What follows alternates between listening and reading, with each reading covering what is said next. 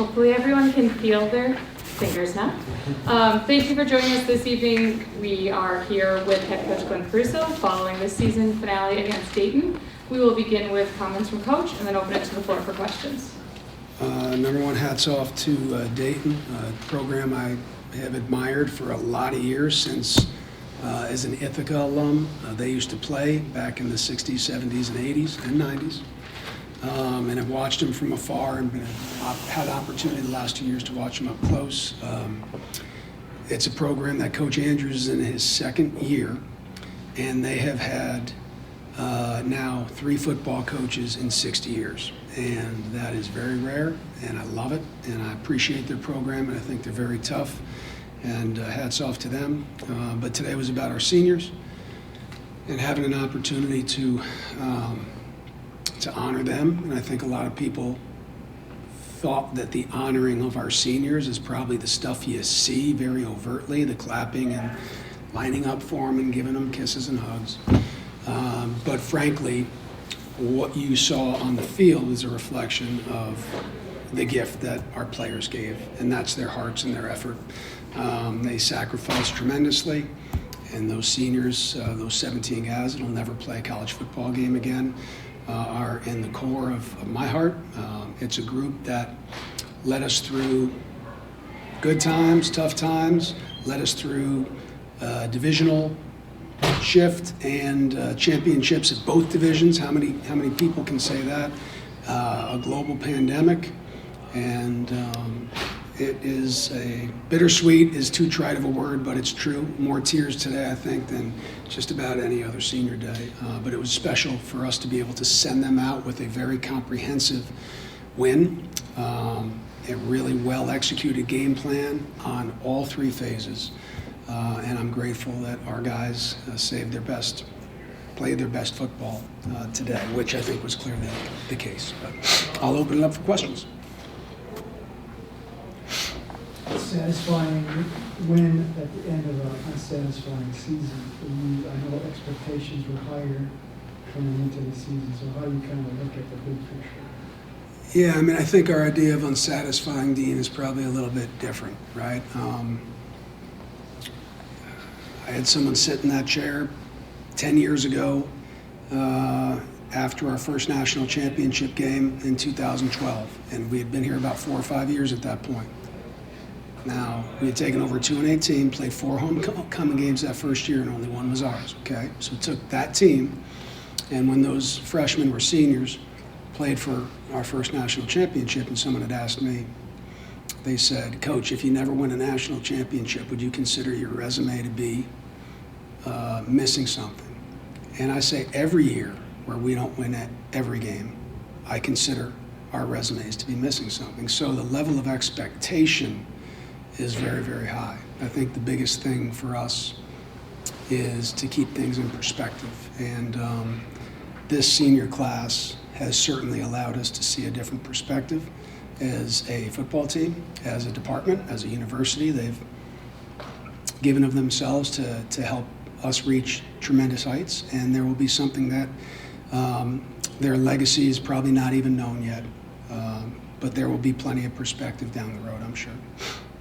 Coach, you seem to finally fix some of those challenges you were facing during that losing streak, especially red zone, some special teams mishaps.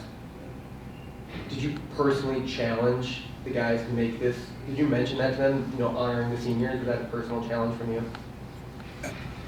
Yes, I mean, I think when you're in that locker room, everything is a personal challenge, because we are, that is who we are. And when we fall short, we don't shy away from it. One of the things I love about our guys is that they stand up to their shortcomings and they're willing to grow from them. So it certainly we talk about it, but when you have kids with such a high football IQ, I don't have to mention it. It's very clear what our shortcomings are. And that has been a point of emphasis, not just this week, but we worked into a position where you're right, those things that we didn't do very well in the last couple of games, we got a little bit better at. And collectively, that all mattered. open every big day. I Mm. know he's a special guy for me, so just talk about that a little bit. I mean, he's a special guy for all of us. Yeah. He's a special guy for me as his football coach, for Phil as his athletic director, for you in the media. I mean, he's a special guy for all of us, and that's what I think you love most about him. He's open, honest, he's vulnerable. I don't know if this senior class, these 17 guys, there's now 440 guys that graduated through the program the last 17 years. I don't know if there's another single young man who has sacrificed and given of himself more than Hope Adebayo, physically, mentally, emotionally, spiritually. His reach goes far past 127 yards on 22 touches. And he is the best that this program and this school has to offer. And I'm grateful that he's ours. How long is it going to be after today where you are finally, far enough removed from the season that you can kind of look back and take it all in? Does that take a while, or have you already started reflecting? Yeah. Yes, we've already started reflecting, and not because it's been 26 minutes till the end of the game. I just think a lot of people don't understand reality because the perspective is off, right? Our kids, our men have perspective like no one else. So I carry around this $5 bill, okay? It was given to me from my 6-year-old son when all he had was $7 for a Christmas gift for mom, right? Been 12 years, carried around. And it's a great reminder of the selflessness and the thoughtfulness that I think it takes to be great, even if it's at 6 years old, giving of yourself, right? And I promise you, someday you probably don't have kids, do you? No. But I swear to you, when your 6-year-old gives you his last $5 for his mom, you'll keep it in your pocket forever, too. Perspective matters. This reminds me of our family's perspective. On the inside, there's a Post-it note, right? That Post-it note is very simple. 17 years we've coached kids that are now 22 through 39 years old. Got it? 22 through 39. Now there's 444 after today. And anyone who knows statistical regression or data analysis understands that you get over 350, that you can be pretty accurate with your data points to less than 0.5% of error, okay? The average full-time unemployment rate in this country right now for average American males between 22 and 39 is 7.8%. Ours is 0.09%. I've carried this around for years. I adjust it every year. The average divorce rate for American males in this country ages 22 to 39 is 34%. Ours is 1.02%. The average death rate for American males in this country aged 22 to 39 is 2.21%. Ours is 0. Perspective does not know a start nor a finish. You either have it or you don't. You either choose to be grateful for it or you don't.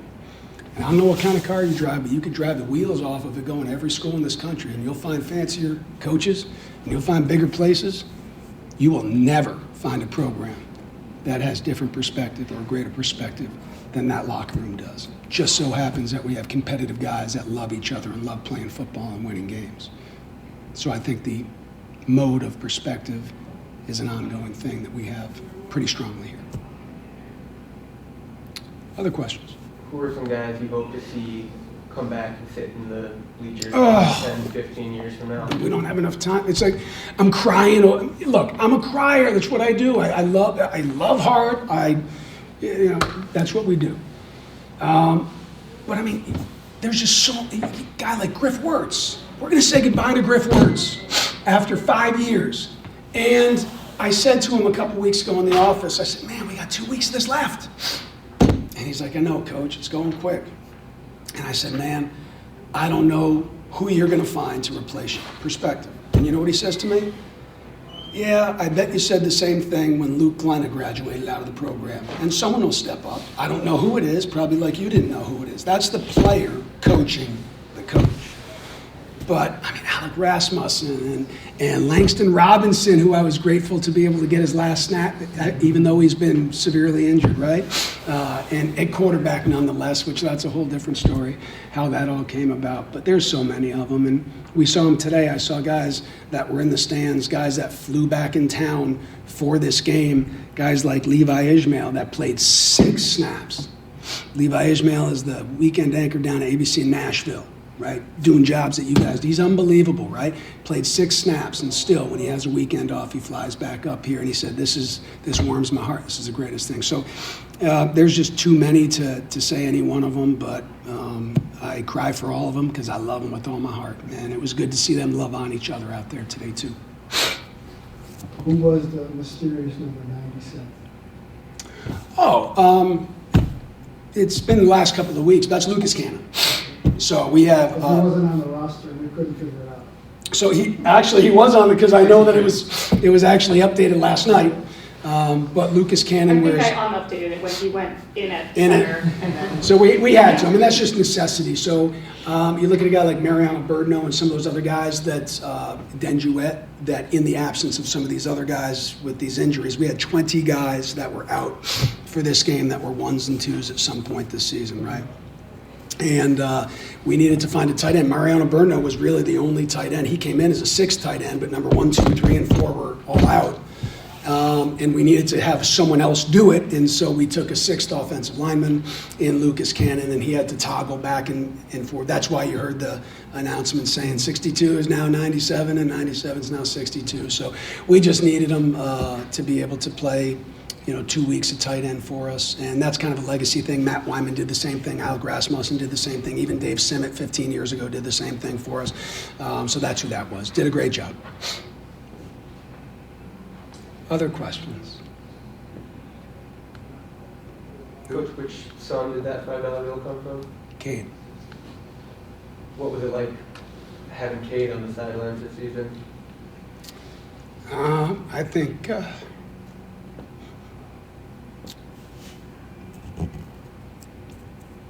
he did more for me than I did for him. Never coached my kid before. Rachel did, coached them all, but never did. And athletically, he's not anywhere near the top players. But when you think about the type of kid that you want in your locker room, you want a Caruso kid in your locker room. I don't care what sport it is. I don't care what division it is. You want one of those Caruso kids in your locker room. And it's not because of what they can do running and throwing. It's because when he's got $7 and he's 6 years old, he's willing to give you a $5 bill for his mom. That matters. Blessed to be able to get in his first college football game today and get a snap. But I will tell you, he's saved me many, many times this year. And perspective matters. And he brings an unbelievable perspective to me. And I'm grateful for that. Grateful for you guys too. Happy Thanksgiving. A lot to be thankful for, not the least of which is people that take their time and effort to spend with this university. So thank you, and happy Thanksgiving to you and yours. there we are joined by seniors Hope Adebayo and Griff Wertz following today's game against Dayton. We open it to the floor for questions. 2 guys that Coach was just talking about among the seniors. So I'd ask you what he's meant to you, because he talked about what you meant to him. Coach, this program as a whole, but Coach specifically, he's meant so much to me.